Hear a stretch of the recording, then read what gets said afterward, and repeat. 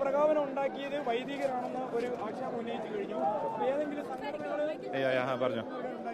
അതായത് വയനാട്ടിൽ വന്യജീവി ആക്രമണം ഒരു തുടർക്കഥയാകുമ്പോൾ ജനം പ്രതിഷേധിക്കുന്നു എന്നുള്ളതൊരു സ്വാഭാവികമായ പ്രതിഷേധമാണ്. ഇന്നലെ ഇവിടെ രാഷ്ട്രീയ പാർട്ടികൾ ഭരണപക്ഷവും പ്രതിപക്ഷവും എല്ലാവരും ഇവിടെ ഇന്നലെ ഹർത്താൽ പ്രഖ്യാപിച്ചു. ഈ ഹർത്താൽ പ്രഖ്യാപിച്ചപ്പോൾ അവർ സ്വാഭാവികമായിട്ടും ചിന്തിച്ചത് എന്താണ്? ഇവിടെ ജനങ്ങൾ വന്നുകൂടാൻ പാടില്ല. ഒരുപക്ഷെ ഇന്ന് ഹർത്താൽ ഇല്ലായിരുന്നെങ്കിൽ മാനന്തവാടിയിൽ മാനന്തവാടിയിൽ കണ്ടതിനേക്കാൾ കൂടുതൽ ഒരു ജനരോക്ഷം ഇവിടെ ഉണ്ടാകുമായിരുന്നു. അത് തടയാൻ വേണ്ടിയിട്ട് ആരൊക്കെയോ ശ്രമിച്ചു. ഇപ്പോഴാണെങ്കിൽ തന്നെ പോലീസ് വരുന്നത് വരെ സമാധാനപരമായിട്ടാണ് ഇവിടെ ആളുകൾ ഈ കാണാവുന്ന ജനം മുഴുവൻ, നിങ്ങൾ കാണൂ, ഈ കാണാവുന്ന ജനം മുഴുവൻ ആരും വിളിച്ചു കൂട്ടിയിട്ട് വന്നല്ല.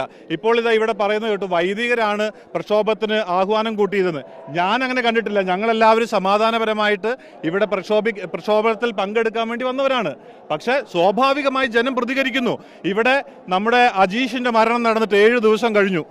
7-ാം ദിവസം ഇതാ പോളിന്റെ ജീവൻ വന്യമൃഗങ്ങൾ എടുത്തുകൊണ്ടുപോയിരിക്കുന്നു.